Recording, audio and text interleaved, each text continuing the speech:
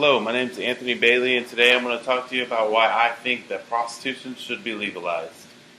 Now, I know that sounds kind of crazy that I'm talking about prostitution being legalized because it's such a taboo, but other countries in this world have legalized prostitution and have benefited from it significantly, and I think we can as well.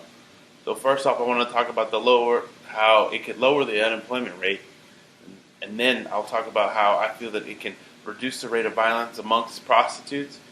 And then finally, I'll talk about how it can change the societal outlook on sex workers. So when you go in the Webster's Dictionary and you look up the definition of prostitution, you'll find that it says that the act or practice of engaging in promiscuous sexual relations, especially for money. Now, after reading that, it made me wonder, when did this all begin? When did prostitution become taboo? Because as far as I knew, prostitution has been around since the biblical age. But in 1910, the Mann Act had prohibited the interstate transportation from states for immoral purposes. And then in about 1915, the majority of states had banned brothels altogether. Now, here's a map of all the countries in the world that, have deemed prostitution legal or have restricted prostitution but still recognize it as a legal practice, and then some states that have some countries that have no laws concerning prostitution whatsoever. Now, you can't really see it here, but there's about 77 countries that have deemed prostitution legal and about 11 who have regulations on prostitution but still see it as a legal profession. Now we begin with how I feel that prostitution could lower the unemployment rate. And, talking about unemployment rate, you really see that, today in America, the unemployment rate has skyrocketed up to just crazy numbers. And with COVID happening, it didn't make that any better. But I feel that, the implementation of prostitution, that could significantly lower the unemployment rate by a lot. And I actually have some numbers for that. So in November 2021, 4.2% of the United States was unemployed. That's about 6.8 million people unemployed in the United States. Now, if you go over to the next slide, you'll see that the number, the Foundation Scales did a count, and they found that 1 to 2 million people in the United States were sex workers. So doing that math, you would see that, if you were to legalize prostitution, you could potentially lower the unemployment rate down to about 4.9 million people. And those potential 2 million classified prostitutes could equate to $24.4 billion in tax revenue. So that also creates another benefit for the United States right there, is that revenue that they could create. And you see, states like Nevada out there who still to this day have running legal brothels, like the Chicken Ranch, for example. And this just allows, this environment allows for sex workers to have a clean and healthy environment to work in and to continue with this profession. And I feel that other states could follow suit. If we were to create other brothels that followed standard OSHA and Health and Human Services monthly inspections that had the same regulations as maybe some healthcare facilities, and they required all the workers to have a state certification to even operate the brothel, and then maybe a minimum age of a sex worker to be 21 years old, that we could make this a thing, and we could make it work, and we could create that $24.4 billion in revenue easy. So that's just a food for thought right there. So next I go to a reduction in the rate of violence against sex workers. Because if there's plenty of stories out there that you may hear of a sex worker who's been sexually abused, or maybe just attacked, maybe not even sexually abused, but just attacked because they are a sex worker, or even killed.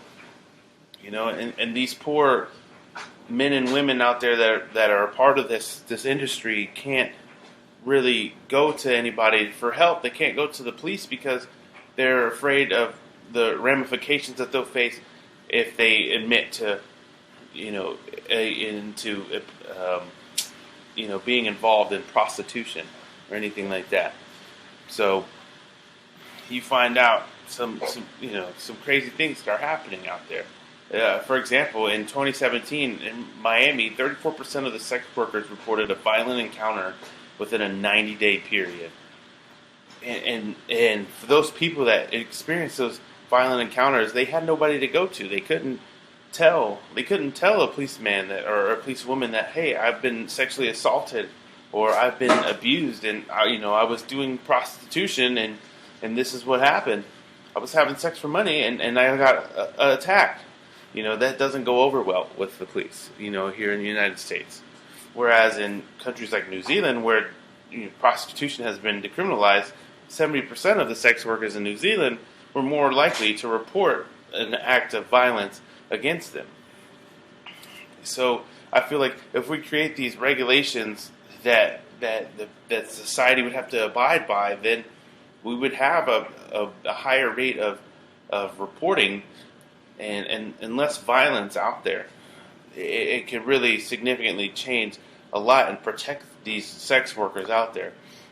And in this next slide, I have some graphs and some charts showing, those same numbers I was talking about, the 70% of workers who were more likely to report. But I also have, a change in the number of sex workers in general in New Zealand because of the decriminalization. It started off at maybe 5,932 and it comes down to 2,332 within a 4-year period.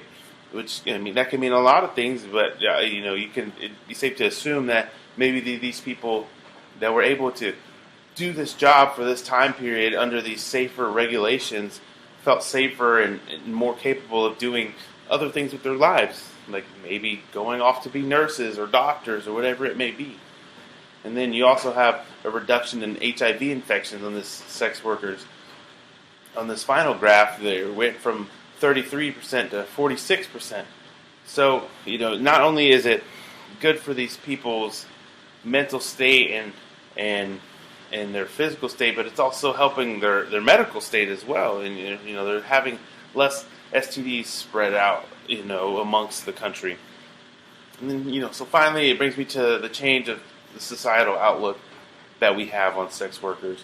Because I don't know about you, but when I was younger, I was always told that a prostitute is a lady of the night and a harlot and just a downright dirty, diabolical person, diabolical human being.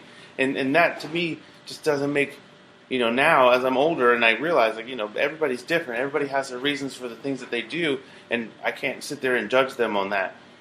So, and I feel like that same stuff that I was taught as a kid is still taught to many children nowadays here in the United States, and a lot of people may feel that way. But at the end of the day, these people are still people just like you and me.